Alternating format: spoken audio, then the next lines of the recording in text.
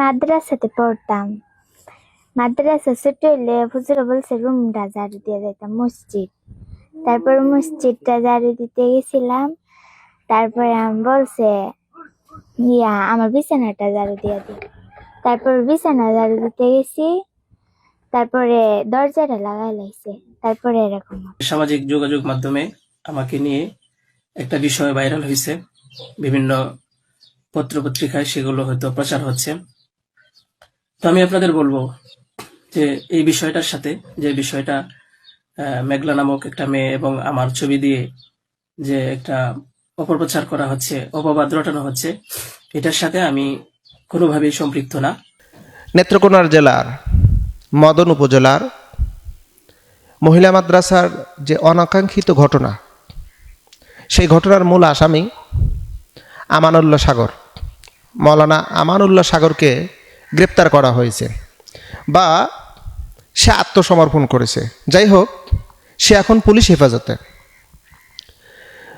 মূল বিষয় হলো যে আমরা এই কয়েকদিন এই বিষয়টা নিয়ে কিন্তু ব্যাপক আলোচনা সমালোচনা হচ্ছিল, যে যাকে অভিযুক্ত করা হয়েছে অর্থাৎ মৌলানা আমানুল্লাহ সাগরকে, যে মাদ্রাসার 11 বছরের ছাত্রী, তার নাম হলো মেঘনা, সংক্ষিপ্ত নাম।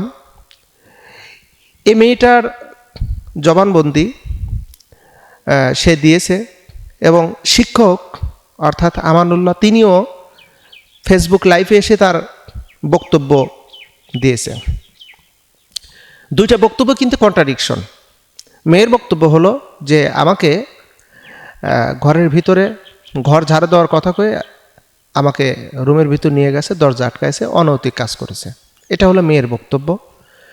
আর আমানুল্লাহ সাগরের বক্তব্য হলো যে আমার উপর যে অভিযোগ দেওয়া হয়েছে সম্পূর্ণ মিথ্যা এবং ভিত্তিহীন, বরং মেয়েটা তার নানার সাথে রাত্রিতে থাকে, এটা ডিএনএ টেস্ট করলেই তাহলে এর সত্যতা প্রমাণিত হবে।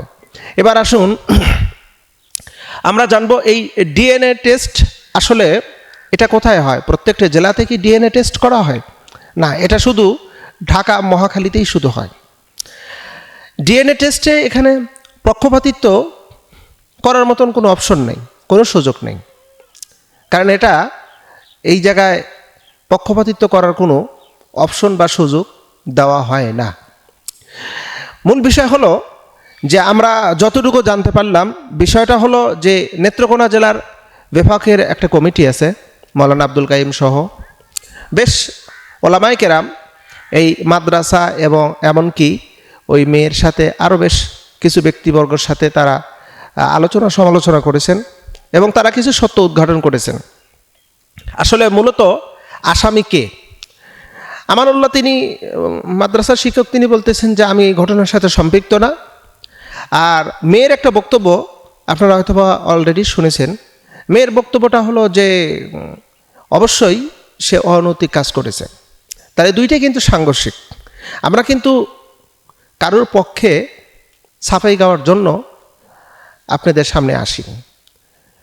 আমরা চাচ্ছি সত্য কোনটা, কারণ পত্রপত্রিকা, মিডিয়ায়, সোশ্যাল মিডিয়ায় লেখালেখি হচ্ছে মাদ্রাসা বন্ধ করতে হবে, মহিলা মাদ্রাসা বন্ধ করতে হবে।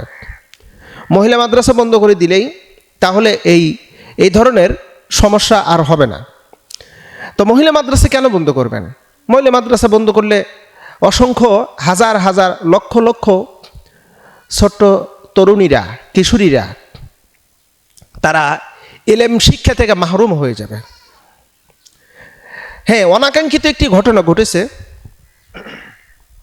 আমরা এই ঘটনার নিন্দা জানাই, তীব্র নিন্দা জানাই, এবং এই ঘটনার সাথে যেই সম্পৃক্ত হোক, সে আলেম হোক অথবা সাধারণ মানুষ হোক, তাকে বিচারের আওতায় আনতে হবে।